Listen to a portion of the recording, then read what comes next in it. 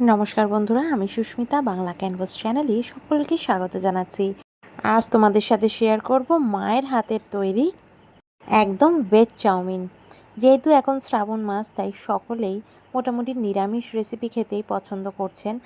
আবার ভাবছেন কি রোজ নিরামিষ রেসিপি তৈরি করা যায় নতুন নতুন, বা মুখ যেটাই মারবে না সেরম কিছু তৈরি করা যেতে পারে, সেটা স্ন্যাক্সে হোক বা দুপুরের লাঞ্চ মেনুতে হোক। আমার মনে হয় এই চাউমিনের রেসিপিটা নিরামিষ দিনে অনেকের বাড়িতেই তৈরি হয়ে থাকে। আপনারা সবই জানেন, বাট আমি কিভাবে বাড়িতে বানাচ্ছি সেটাই আজকে আপনাদের সাথে শেয়ার করছি। খেতে হয় ভীষণই সুস্বাদু। তাহলে দেখে নেওয়া যাক আজকের এই রেসিপিটা। প্রথমেই আমি চাউমিনটাকে সেদ্ধ করে নিয়েছি। চাউমিন সেদ্ধ করার জন্য কড়াইতে কিন্তু বেশ কিছুটা জল দিয়ে দিতে হবে প্রথমেই। সেদ্ধ করার সময় অবশ্যই নুন আর সাদা তেল দিতে ভুলবেন না। তারপরে সেদ্ধ হয়ে গেলে ঠান্ডা জলে কিন্তু চাউমিনটাকে একদম ভালো করে ধুয়ে নিতে হবে যাতে ঝরঝরে থাকে। চাউমিন হয়ে গেছে তোলা, এবার কড়াইতে তেল দিয়ে আমি কিছু চিনেবাদাম ভালো করে ভেজে তুলে নিচ্ছি। 2 মিনিট মতো চিনেবাদামগুলোকে একটুখানি মিডিয়াম ফ্লেমে ভেজে নিলাম। আমার মনে হয় এই ধরনের ঘরোয়া চাউমিনে যদি এরকম সরু সরু করে আলু দেওয়া যায় তাহলে কিন্তু ভীষণই ভালো লাগে। আর এরকম ঘরোয়া চাউমিনে মানে যেটা দিদা বা মারা করতো আগে, সেটা কিন্তু অনেকেই চিনেবাদাম ব্যবহার করে, তাই আমিও চিনেবাদাম ব্যবহার করলাম।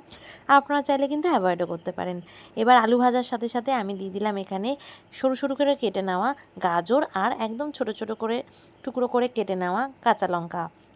ভালো করে কিছুক্ষণ ভেজে নিলাম। তারপরে একদম ছোট ছোট সরু সরু করে কেটে নিয়েছি বিনস, সেটাও দিয়ে দিলাম। সব সবজি একসাথে ভেজে নিচ্ছি, সামান্য পরিমাণে নুন দিয়ে দিয়েছি। সবজিগুলোকে কিন্তু খুব ভালো করে ভেজে নিতে হবে প্রথমে। এবার সব সবজি আগে ভেজে নিতে হবে, তারপর সবার শেষে কিন্তু দিয়ে দিতে হবে ক্যাপসিকাম। ক্যাপসিকামটা আগে দিলে চলবে না, ক্যাপসিকামের একটা সুন্দর গন্ধ থাকে, সেটা আগে দিলে কিন্তু নষ্ট হয়ে যাবে।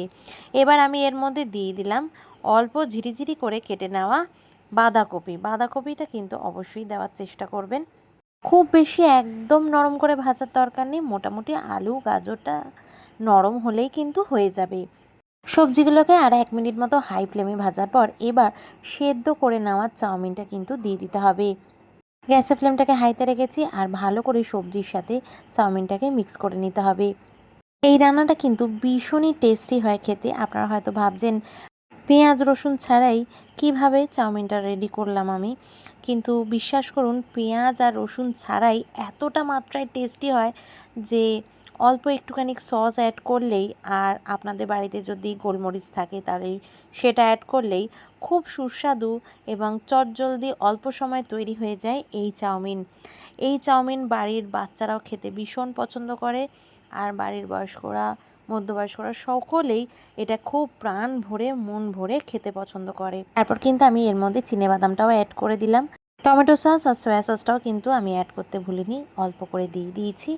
আর এর মধ্যে কিন্তু নামানোর আগে অল্প চিনি দিয়েছিলাম, টেস্টটাকে কিন্তু ব্যালেন্স করে।